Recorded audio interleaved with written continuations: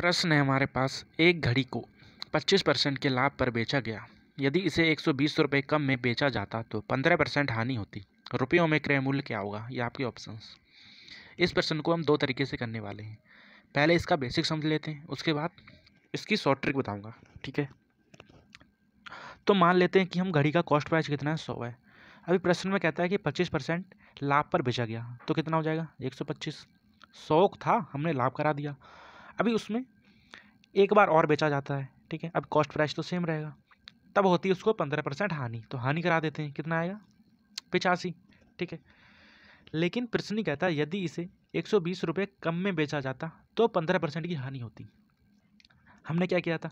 पहला selling price ये है हमारा, दूसरा सेलिंग प्राइस ये है, लेकिन प्रश्न कह रहा है कि इसे 120 कम में बेचा गया है, ठीक है, तब उसे 15% की हानि हुई है। मतलब क्या हुआ? इन दोनों का जो अंतर है वो हमें 120 दिया है। अब अंतर निकालेंगे तो कितना आएगा? 125 में से 85 को माइनस करेंगे 40, जिसका मान हमें 120 दिया है। तो एक का मान कितना हो जाएगा? 3।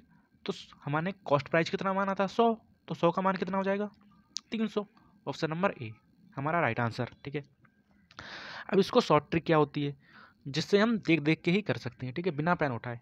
इसमें क्या होता है कि ये जो लाभ हो रहा है और जो हानि हो रही है, ठीक है, इन दोनों का योग का मान जो दिया होता है हमें, ये दिया होता है 120। अगर हम इन दोनों को प्लस करेंगे तो हमारा कितना आएगा? 40 आएगा, जो कि हमने इन दोनों को माइनस करके निकाला था। ठीक है, तो जो लाभ और हानि को हम प्लस करते हैं, सेम वही वैल्यू आती है जो हम इन दोनों को माइनस करके निकालते हैं। ठीक है, तो इसका मतलब क्या हुआ? हम डायरेक्ट इन दोनों को जोड़ के इसके बराबर रख सकते हैं। ठीक है, कैसे? 25 प्लस में 15। ठीक है, ओहो 25 प्लस में क्या? 15, बराबर वैल्यू है 120 की। यहाँ से भी 40 आ जाएगा, बराबर में है 120। यहाँ से भी एक का मान कितना निकल जाएगा?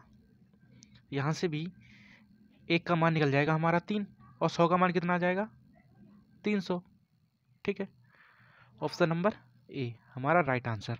ठीक है, समझ में आया? धन्यवाद।